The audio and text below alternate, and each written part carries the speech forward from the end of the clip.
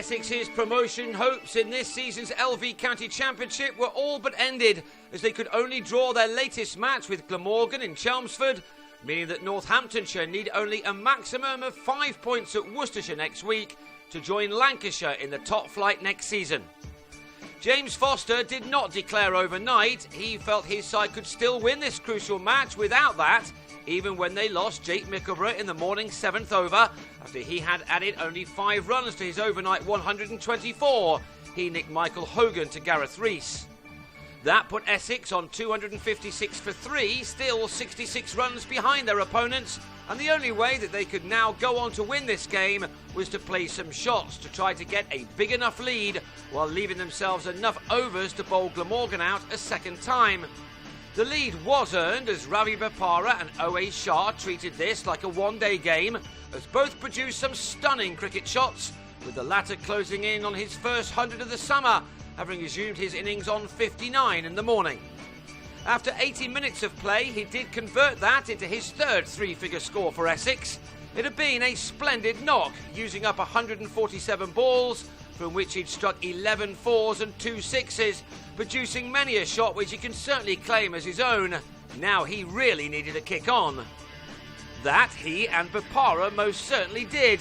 The England all-rounder, who must be in with a shout of an Ashes place when the squad is soon announced, reached his latest half-century with his 5th four from his 53rd delivery. The runs were beginning to come at a very good lick, while Essex's promotion rivals Northamptonshire were heading for maximum batting points in their game with Kent. Bapara moved into stand and deliver mode as he smashed a couple of maximums as his side started to move ahead of their opponents.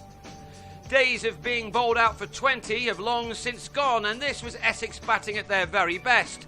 Arguably, they have been the strongest of these second division teams in the last 6 weeks or so, and had they just been able to start this season a little better, then their own promotion would surely have been secured by now. In 20 overs together, Shah and Bapara added 130 runs. Shah out at 386 for 4 for 120 when he was caught in the deep by Rees. Remarkably, the next 9 balls brought a further 35 runs, with Bapara taking his tally to 87 off only 67 deliveries with his 4th maximum.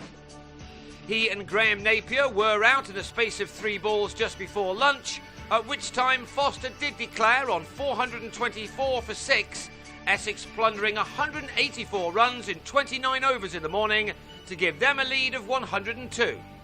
They now needed some early wickets in the afternoon to put some real pressure on Glamorgan, who could have been excused if they'd been thinking ahead to Saturday's showpiece Lord's final with Nottinghamshire. But the pitch was unresponsive for the bowlers, and both Rees and Will Bragg were able to see off the new ball with very few problems, and before long this game was destined to be drawn. In 20 overs, these two left-handers had reduced the arrears to only 20 runs before Bragg on 27 nicked Napier behind. Rees then helped his side into the lead, passing his 50 on the way, and now it was all about the Glamorgan batsmen spending some time in the middle ahead of their Yorkshire Bank 40 final. A big game for the county, who've not had too many moments in the sun over the last few years. Essex can still earn the promotion they crave, although it will take something rather extraordinary to happen in both Worcester and in Southampton next week. Essex will need the 4 days of their game with Hampshire to be clear of rain too. They have not been helped by the weather in the last few weeks. Rees was the last man out in this game for 76 as he drove Napier to Ben Folkes to give the bowler his 47th championship wicket of what has been an exceptional all-round season for him. He was denied any more successes by Ben Wright and Murray Goodwin, who then batted out the remaining 20 minutes to take the total along to 181 for 2.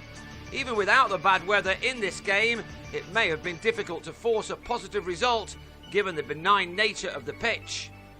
So Essex had to settle for 11 points here, just one more than Northamptonshire got in their game, which means that 20 points now split the two with just 1 week of the season to go.